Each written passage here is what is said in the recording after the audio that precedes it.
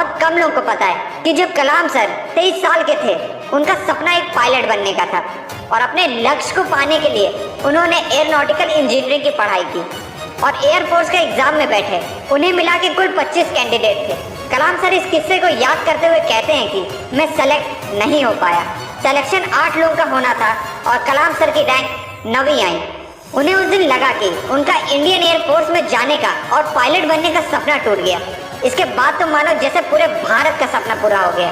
वो कहते हैं कि जब वो प्रेसिडेंट बने, वो सुप्रीम कमांडर भी बने और फिर उन्होंने एयर स्टाफ के चीफ से जाके कहा कि I want to learn flying.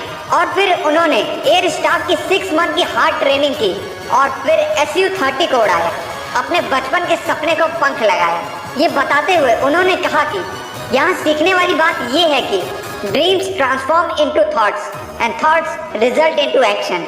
62 में एपीजे अब्दुल कलाम जी ने इसरो में नौकरी की और उनके मैनेजमेंट में ही पहला PSLV-3 यान बनाया गया और 1980 में इसरो में 18 साल की कड़ी मेहनत के बाद इस यान से पहला सैटेलाइट PSLV-3 लॉन्च किया गया था।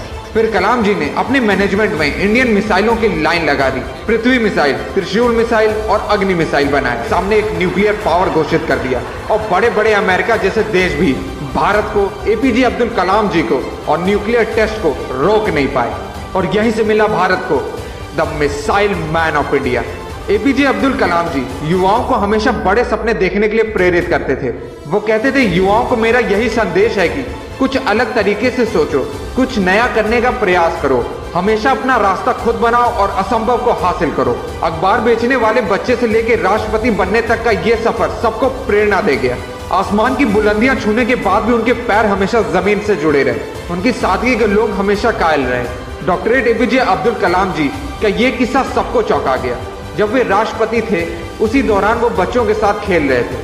वहीं पे कुछ जर्नलिस्ट भी थे। उन जर्नलिस्ट ने जब कलाम जी को बच्चों के साथ इतना एंजॉय करते हुए देखा तो पूछ लिया कि कलाम जी, आपको बच्चे इतने पसंद हैं, तो आपका अपना बच्चा क्यों नहीं है? इस बात पे कलाम जी ने कहा, नहीं, तुम सब गलत हो, मेरे 3 बच्चे हैं। कलाम जी का ये जवाब सुन के वहां खड़े सभी जर्नलिस्ट हैरान हो गए।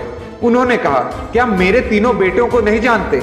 वो पृथ्वी, अग्नि और त्रिशूल है। और दोस्त, तुम्हें ये सुन के हैरानी के साथ गर्व भी होगा, ये तीनों नाम भारत के मिसाइल के हैं। दोस्त, ये बात सुन के दिल में एक आग सी लग जाती है। ये होता है अपने सपनों के लिए जीना। मगर सूरज की तरह चमकना चाहते हो तो पहले सूरज की तरह जलना हो।